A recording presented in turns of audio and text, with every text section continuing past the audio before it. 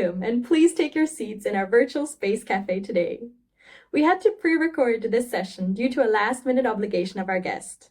So unfortunately, we won't have any space for questions in the Q&A. And as always, we will make this web talk available on SpaceWatch.Global within a few days. And now, ladies and gentlemen, over to Torsten. It's Tuesday afternoon, it's 4 p.m. in Central Europe, and it's Space Cafe WebTalk time. Our Space Cafe WebTalk, 33 minutes with Dr. Deganit Paikowsky will begin soon. Thanks for joining us for our talk today about the evolution of the concept of a space club by the Superpowers. As always, we appreciate your participation and ongoing feedback. SpaceWatch.Global is a Europe-based online platform for information in and about space and new space activities in a geopolitical context. I would like to thank all our private and corporate supporters that showed their commitment for keeping our independent journalism alive. We really appreciate that. I know many of you are already familiar with our website, our bi-weekly and daily newsletters, and the Space Cafe podcast. The latest one featured Bülent Altan, a SpaceX veteran and Mynaric CEO. And we also have new exciting episodes in the Space Cafe radio, for instance with Luigi Scalia of PwC or Kian Mishali of our Mayday AI. More to come very soon. We keep our fan shop open online for you to support us actively to become a space watcher. And if you have missed any of our previous web talks, we have an archive available on our web page in the event section and on YouTube. So, my guest today is one of the role models for our sector, one I really admire for the depth of her analytical work. With that, a very warm welcome, Dr. Deganit Paikowsky. She is experienced in the interface and interrelation between world politics and technological domains, specializing in space, cyber, and emerging technologies. She combines academic research with hands-on experience, and Deganit is faculty at the Department of International Relations at the Hebrew University of Jerusalem, and a non-resident scholar at the Space Policy Institute of the Elliott School for Foreign Affairs at the George Washington University. He also serves as a vice president at the International Astronautical Federation on behalf of the Israeli Space Agency. Again, welcome, Deganit, to our Space Cafe today. So, when I invited you to our Space Cafe and you suggested this concept of a space club, you got me immediately. But what is this model of a space club for us? So the Space Club, or let me just take it back, well, first to say hello, and I'm glad to be here. And this is a wonderful opportunity after I've been listening and watching the Space Cafe to be part of it. This is a true privilege. So first of all, thank you. And then for the concept of a technological club, and then later we'll delve into the Space Club itself. So the way I see a technological club is as an institutional or social institution among countries that emerge and is very much linked to the dynamic of great power rivalry. Because it brings together three categories of action. First, we see development of assets and capabilities to gain power by the established powers, the great powers. Then we see them also do a projection of power and eventually control technological diffusion through practices and processes of cooperation and also restrictions. And this is eventually the dynamic that explains eventually how we eventually see only a small group of countries that become the technological haves, and others, although they admire the technology, they do not have it. And this is what a technological clubs eventually is. You spoke about the technological haves. So what is a club of technological haves? I mean, I haven't heard that. So what technological clubs do we have today? Can you go into that? So it's not a very new concept in the sense that this is just related to later technology, but we can see technological clubs over the last let's say, 300, 400 years, we can go back to cannons. We can look at battleships or dreadnoughts, or later on to aircraft carriers. Nuclear club is something that I think most of our audience is immediately linked to intuitively. And then also the space club. And today we may also try and talk about cyber club, whether it exists or it doesn't exist, and maybe in the future AI clubs. After all, I think most of our audience is well knowledgeable with what Kennedy said in the 60s, that the power that controls space will control Earth. So in the recent years, we've heard Vladimir Putin, the president of Russia, says that the country or the power that will control AI will control the Earth as well, or control the world. And I think they're doing the same analogies here. So what we see eventually of a technological club is a small group of very capable countries. Usually it's the great powers, that they have access to self-reliance in a specific technological field that is admired by the rest of the world as currencies of power, of influence, of what we call standing or statehood. So the rest of the world admires this capability, accepts the perception that connects between power, influence, status, and the technology, but only a small group eventually enjoys the privileges that having the technology provides. But these clubs, I can assume that they're not coming overnight. So are there stages how these nation states or clubs emerge? Let me just say as we talk about the life cycle of a technological club or how it emerges, that we can see at least two different types of clubs. We see formal clubs and we see informal clubs. For example, the Space Club is an informal club. There is no such international organization that we can call the Space Club, that countries can apply and get their club card or something that they can show. Okay, but when we talk about, for example, the nuclear club, then it's a much more structured club because it has regulations and mechanisms, binding mechanisms in the international system. For example, with the Non-Proliferation Treaty that sets clear boundaries of who are the 5 legitimate nuclear capable or nuclear weapons capable countries, the NWS, it's the nuclear weapon states. So we have formal clubs, we have informal clubs, but now let's talk about, as you asked, about the life cycle. So as I see it, I can sketch at least 5 different stages that together bring us to the understanding of the concept of a club. And the first stage in which we see the key players, usually, as I said before, it's the great powers, the superpowers. They start by developing unique capabilities and projecting their power through these capabilities in order to achieve leadership, to achieve competency. And the status eventually of leadership, if you think about it, it rests on legitimacy from other nation states, not by just claiming leadership. You have to gain leadership. So therefore, they have to convince others, they have to convince the rest of the international system to follow them. So it's a must. And for that reason, so for achieving legitimacy, we see the second stage, in which the superpowers take action in socializing other states to accept their interpretation of power, the means of achieving power and the symbols of power. And usually the way they do it is through 2 tactics. One tactic is verbal fighting.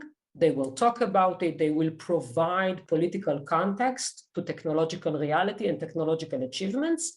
And they will also project their capabilities. For example, launching into space, landing a man on the moon. This is the big stuff.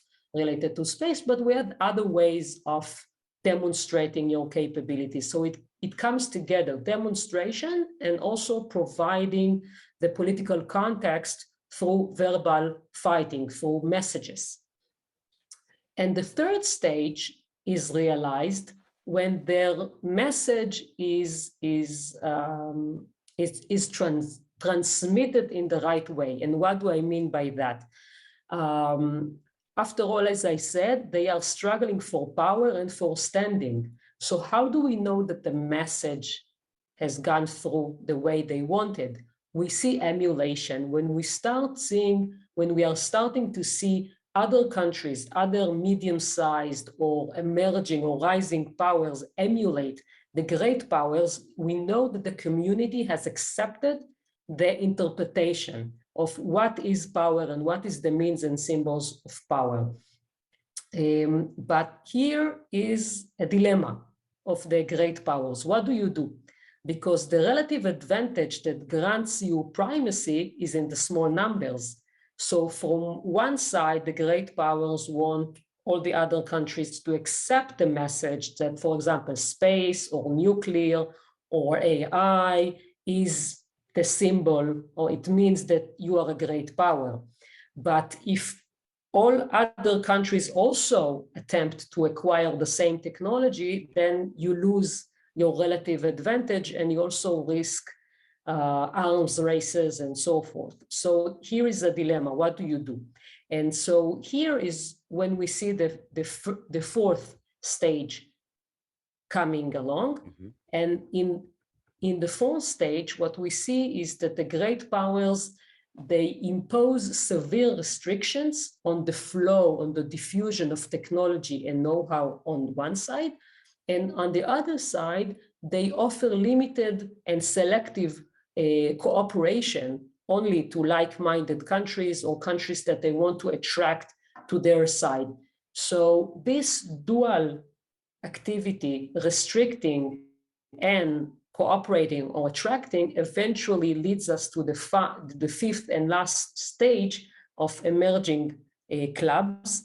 And that is that eventually you gain only a small group of haves, of countries that actually have the capability, because you prevented from the others, but you only help and assist a very small group, or only a small group is capable of achieving the technology indigenously.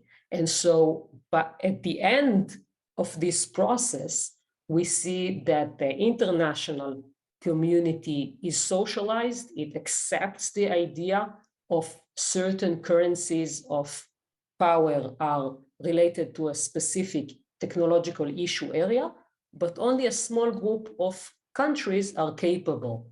So we have the haves and the have-nots. Okay. So you talked about these indigenous technology developments. So what drives those, and with that, these club memberships? So this is a good question, because we see different explanations in the literature, in the research about what drives eventually countries to develop their own capabilities, technological capabilities. So when we look at these processes through the prism of clubs, then we can see the value of learning, the value of emulating stronger players, and eventually the importance of understanding expectations and aspirations. So from the perspective of clubs, we could look at the policies or strategies that different countries adopt, and we see that eventually they understand what is expected from great powers to do. So other than just understanding what are the expectations, we can also see here something more operative, in the sense that if a specific country is aspiring to become a great power, then it knows what it has to do. If I want to be a great power, then I have a clear roadmap. Okay, I need to gain certain assets and capabilities. I need to display them, provide the political context, and I know what I need to do. if I am a small country, then at least I can use this understanding of expectations and aspirations to understand the current political situation in the world, how power is distributed, for example. So through the prism of the club, we get a better sense of the drivers for technological development in club membership and for specific choices that countries make regarding the specific niche areas that they choose to be engaged and involved with. Why, for example, have astronauts?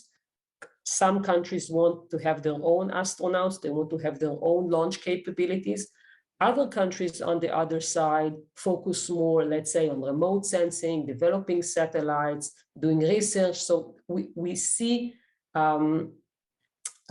large spectrum of activities if we understand it from the perspective of what kind of club membership you want to gain.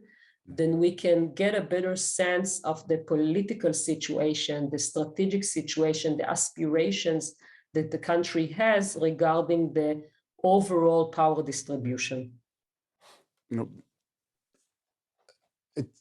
It's very interesting to listen to this concept. So, but let's go now to these, in our case, the Space Club. So yes, can you try to rebuild this case for us? Again, I mean, we went on the very theoretical setting here, but where do we see it? So what is it? What is the case behind it? so the case that we see goes back to the Cold War, of course, Okay. and we see a very strong connection and analogies between the nuclear club and the space club. So in the Cold War, the great powers are trying to enforce their leadership or attract others to their side, and they do it with the means of technology. Okay, it's the age of technology, but only focusing on the nuclear club is very risky, especially when other countries are starting to emulate. Okay, they reach the third stage of the club, and the superpowers try to restrict that. So they're looking to other ways for which they can show their leadership and show their power and gain influence in a non-aggressive way.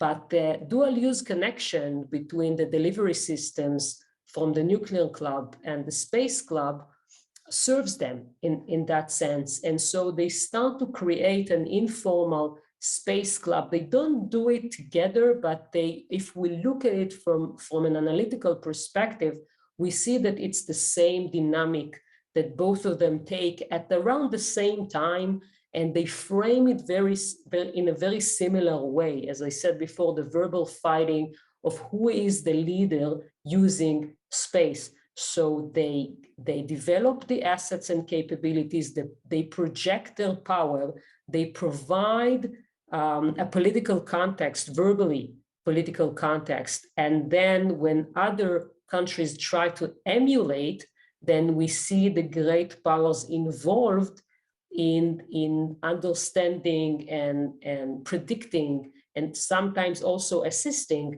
who will be next. So we see in the US, there are questions, who will be third in space? Okay, and then predicting it will either be France, Japan, or China, and then trying to, prevent from some actors and then help and assist others.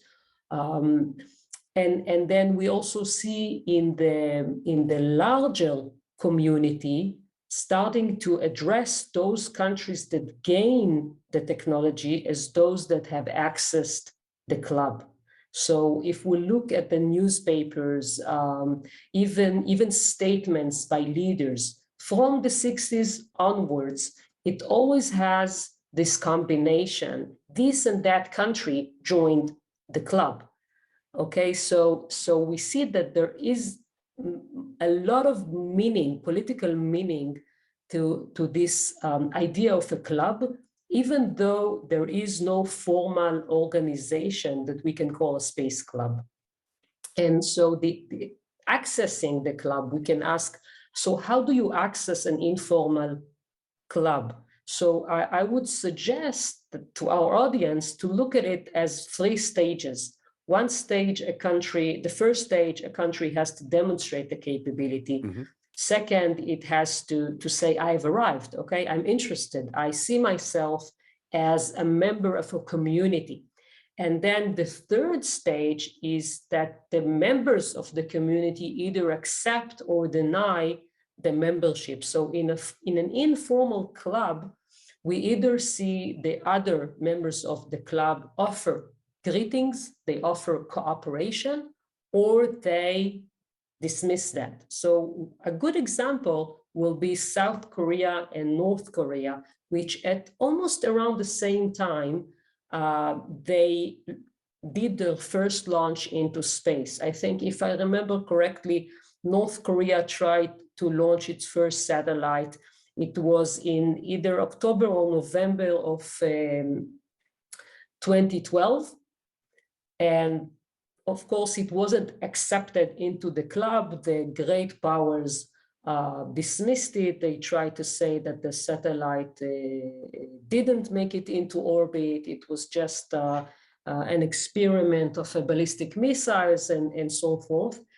And then 2 months later, in January 2013, South Korea launches a satellite into space. And the leaders say we are joining a community of spacefaring nations, and immediately they are greeted, congratulations from around the world, and also offering cooperation. So we see this dynamic of accepting and not accepting members into the club. So I think that the Space Club still exists today. I mean, even though it started way back in the 60s, the idea behind it, the connection, the political or strategic connection between power, influence, statehood, and space technology or space assets still exists today. But I believe our audience agrees that it changed over time. But it is still a helpful, I would say, concept to understand how countries operate in space, how they interact over space technologies, either cooperation, competitions, or challenging each other. But I'm quite sure that there are different perspectives from the guys that are in, that are Yes. almost in, and the others, what I think is the majority of states. So what are the perspectives of the superpowers? Do they want to keep this exclusive? Because all what you said is really, it's striking me, to be honest, because I'm a strong believer in the UN organizations and UNOSA and COPIUS, what are just recently happened. So, and there's some dynamics. I mean, we do have now, I think, 100 members in the UN COPIUS. Not all of them are really spacefaring, depending how we define it. Is it our own launch capabilities or just putting an asset in space, or what is different? So what are the perspectives of the superpowers and then going through the medium and emerging states and the small ones? This is a very good observation that you make. I think that indeed the clubs provide different functions to different types of nations, and I will address that in related to space. So from the perspective of the strong nations, the established spacefaring nations, so clubs are used to reinforce and justify their power, their status as leaders, as I said before, to gain legitimacy, to validate their power and supremacy, because they maximize their capabilities and their influence, and they provide us the agenda, okay? And they even take the role of the gatekeepers, because they either restrict or assist others. So in a way, their perspective is the perspective of the gatekeepers. But as you said before, we have a mix of spacefaring countries. I don't see that as the Space Club as a binary club, okay? Either you are in or you're out. I suggest to look or to think about the Space Club as a pyramid, okay? In which you slowly climb your way up. And as you go up, there are fewer actors, but you gain more privileges, although the costs are also higher in terms of the resources that you need to put in and the responsibility that you need to take for yourself.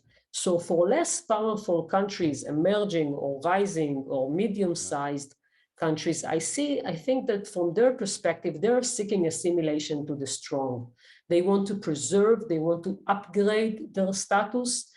Sometimes they want to prevent a decline in their power if they sense that others are rising.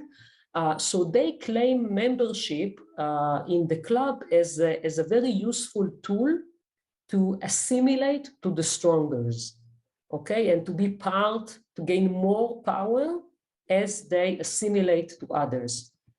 And the last group, I think, can you put some to give an example countries behind? So is Israel we can look, for example, or Brazil, or so? I mean, these emerging countries. I would take a look. I would take a look at India in the 80s, in the 90s. I would take a look at Russia today, trying to prevent a sense of declining.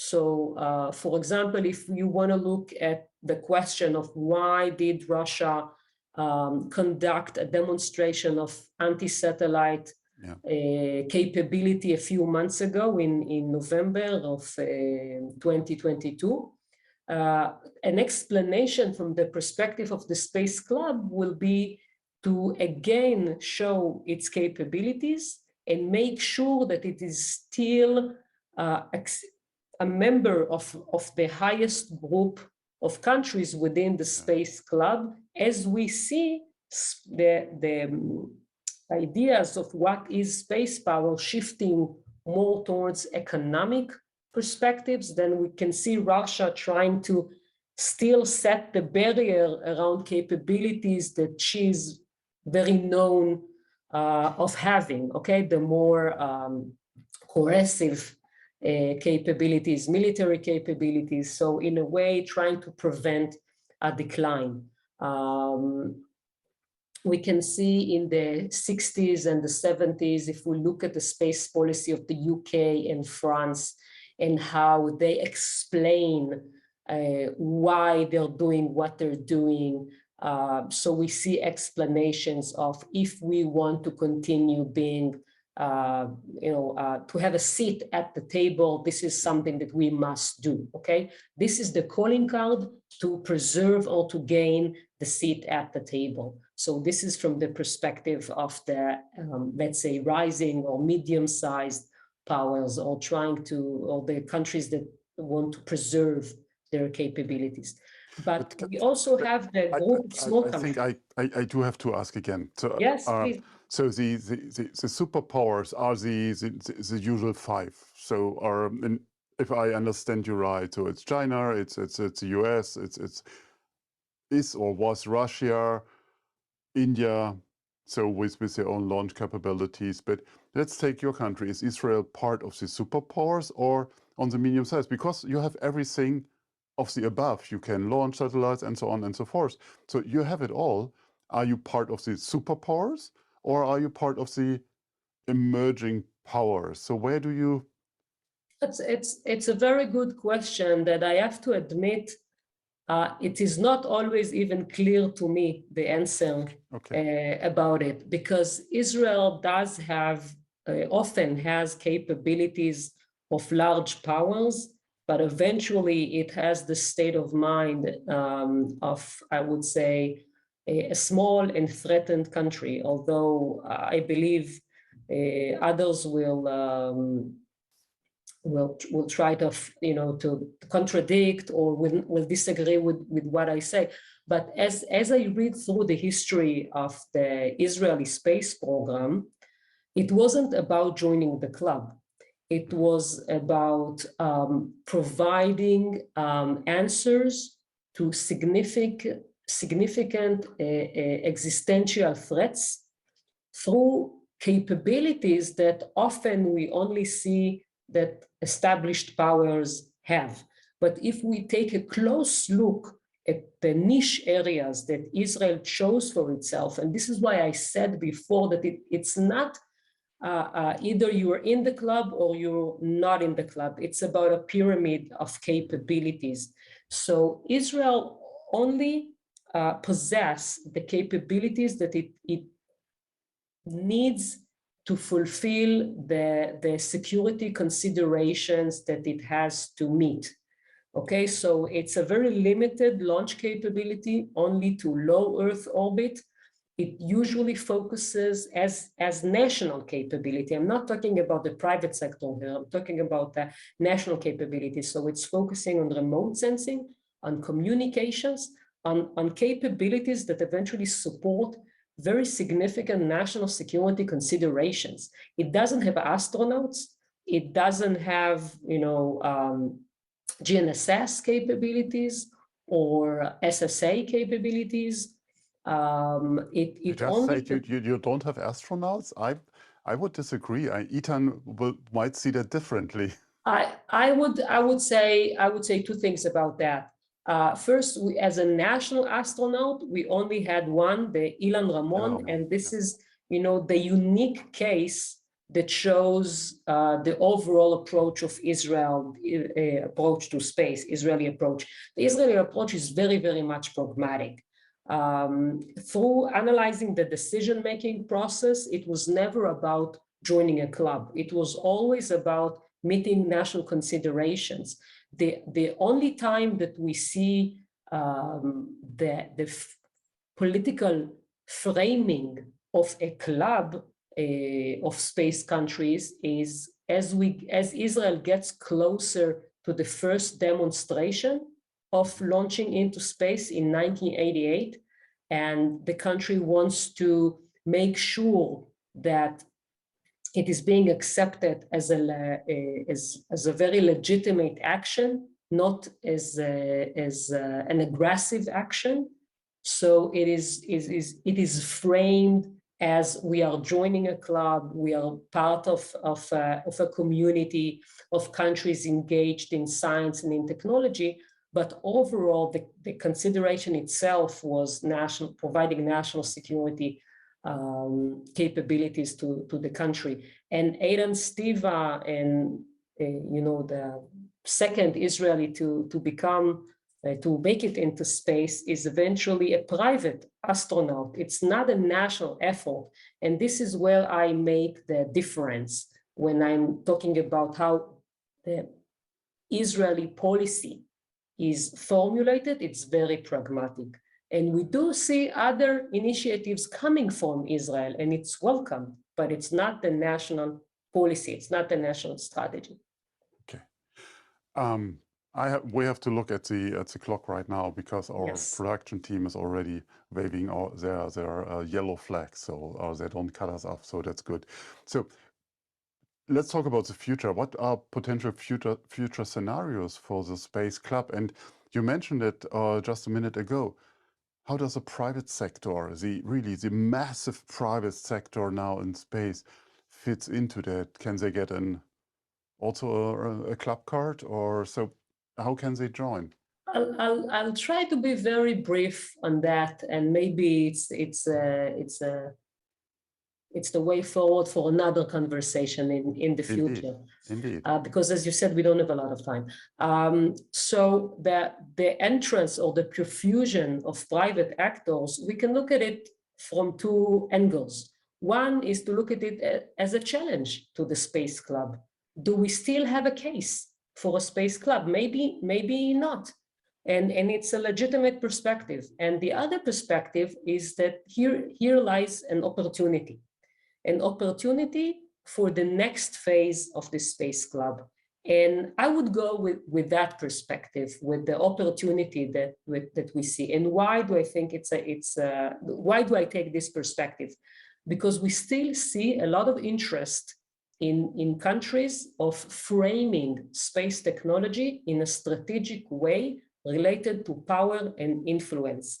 But different countries, they need to make sure that they make the difference between the national effort and their private sector, or finding the way to recruit, I would say, their ecosystem, their private system, to meet eventually the national considerations, the national aspirations. And from that perspective, I would say that we can see that the Space Club is evolving in a very, in two ways, I would say.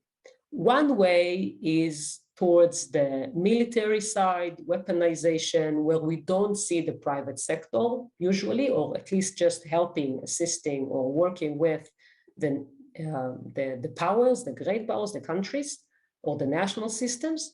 And the other side of the Space Club is the economic side of it. And this is the evolution that I see, that I sketch from the beginning in the 60s to what we see now. Space is still very much important. Space power is very much important. But the meaning of space power is changing from national strategic demonstrations to economic space power. And why did I say an advantage? Because we may see in the future a change in the identity of this spacefaring nations, because I think the Space Club, the economic, the civil Space Club will be focused around the haves, will be focused around those countries that are understanding today and they realize today the economic potential, and they are attempting to create sustainable and competitive and prosperous national ecosystems. Mm-hmm. As you just mentioned, there is, and that's my translation, a rivalry between the space powers over the last years, decades, so to say. So, but how does, before we come to an end, so how does the space policies, what is your field of expertise, response to that?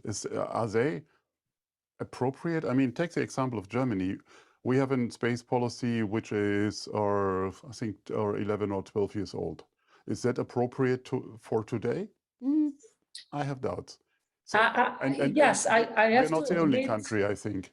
I have to admit that this is the research that I'm currently undertaking, and that is understanding how established traditional spacefaring nations understand the changes that are currently undertaking in comparison to emerging spacefaring nations. And I think that in some aspects, emerging spacefaring nations have it more easy, I would say, to adapt to the new world of space capabilities, space privileges for the Space Club. So in terms of specific policy implications, I would like to suggest a few questions that I think that space professionals need to ask themselves. First is, how do we engage with the private sector? Okay. Second, how do we engage with international partners? Because it's no longer about the national capability. It's about networking and making connections. Economy eventually is about connections. And what kind of processes and what kind of practices do we need to achieve favorable technological diffusion, not restrictions? And how to promote favorable technical standards and shape global regulation for a prosperous and sustainable space economy. I think these are the questions that space professionals around the world need to focus about and discuss among themselves. And this will be, I think, the difference eventually between those who make it into the club and those who will be unfortunately left out.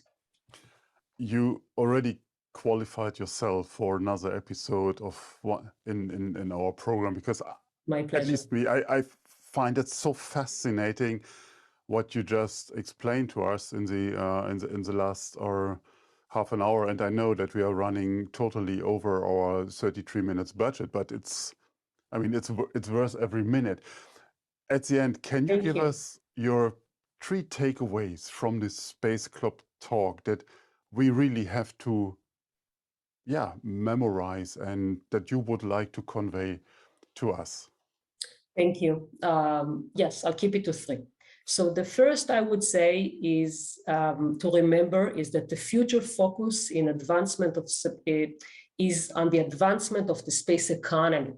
So space remains a highly political practice, but it is, and in a way, it's part of the great power competition, but it's now about the economy.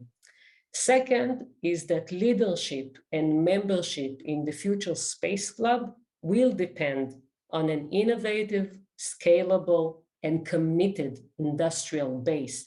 And therefore, there is great significance for creating sustainable and fruitful connections between the national level and I would say the private, the national community and the private or the state community and the private sector communities of a spacefaring nation. And second, from a global perspective, I would say that, and I cite the one and only Professor Jan Werner, who said that competition is a significant driver, but partnerships are the enabler to maintain and to advance leadership in space. So I would say the Space Club. And these are my 3 takeaways. Great.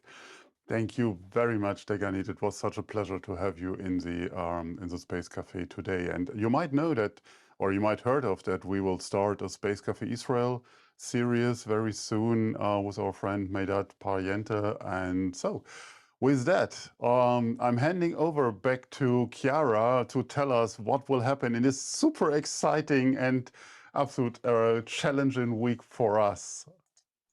Over to you. Thank you so much. And first of all, I have to say, I really agree with Torsten at the beginning that the concept of a space club really caught my interest. So thank you so much, Deganit, for this very great talk and for explaining this.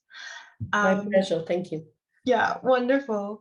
Yes, as Torsten said, this week is super busy because our SpaceWatch team is represented at the ILA Air Show in Berlin. Not only that, we are going to have our Space Cafes live on stage. So on the 24th, the 25th, and the 26th of June, we will have 2 Space Cafe Germanys and a Space Cafe Young Global Talents live on stage. So it would be wonderful to have you there in person or watching from home. So stay tuned for that. And on the 28th of June, we will have our next 33 minutes with Graham Turnock. All events are going to be online on Eventbrite. And as always, we love to hear your feedback, so please check in with us on Twitter, Facebook, and LinkedIn. Don't forget to sign up for our daily or our biweekly newsletters. And if you want to treat yourselves to something special, become a Space Watcher today or help us out in the Supporter program. Again, huge thank you to you, Deganit, for this inspiring and informative talk and for being our guest. And thanks again to the entire team behind the scenes for doing this great job week in and week out. And I hope that you all stay safe and stay healthy. Thank you for joining us. I hope to see you this week and in the next weeks. And in the meantime, visit our website and follow us on social media. And don't forget, become a Space Watcher. Thank you. Thank you. Bye-bye.